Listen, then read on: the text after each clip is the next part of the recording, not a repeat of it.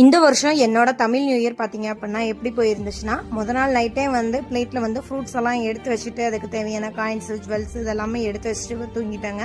காலையில் எந்திரிச்சோடனே வந்து அந்த ஃப்ரூட்ஸ் மூஞ்சியில தான் முழிக்கணும் அப்படின்னு சொல்லுவாங்க இல்லைங்க. இது நாங்கள் திருப்பூரில் இருக்கையில் வருஷம் வருஷம் ஃபாலோ பண்ணுவோம்.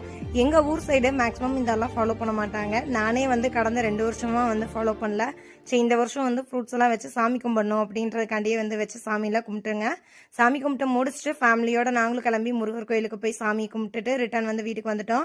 வீட்டுக்கு வந்தோடனே நானும் மணியும் கிளம்பி வந்து திண்டுக்கல்ல ஒரு வேலை அப்படின்றதுக்காண்டி போயிருந்தோம். என்ன அப்படின்னா, மகிழினி கிட்ஸ் வேர்க்காக சின்னதாக ஒரு காம்ப்ளிமெண்ட்ரி கிஃப்ட் கொடுக்கலாம் அப்படின்னு சொல்லி ஒரு பிளான் பண்ணியிருக்கோங்க. எபோ 2500 ருபீஸ்க்கு மேலே வாங்குறவங்களுக்கு 1 லிட்டர் கெப்பாசிட்டி உடைய ஸ்டெயின்லெஸ் ஸ்டீல் வாட்டர் பாட்டில் வந்து காம்ப்ளிமெண்ட்ரி கிஃப்டாக கொடுக்கலாம் அப்படின்னு சொல்லி தாங்க பிளான் பண்ணியிருக்கோம். இந்த தமிழ் நியூ இயர் அதுமா இந்த மாதிரி ஒரு பிளான் பண்ணதை எனக்கு ரொம்பவுமே ஹாப்பியாக ஃபீல் பண்ணுறேன். நீங்கள் எப்படி ஃபீல் பண்ணுறீங்க அப்படின்றத கீழே கமெண்ட்ஸில் எனக்கு மறக்காமல் சொல்லுங்கள்.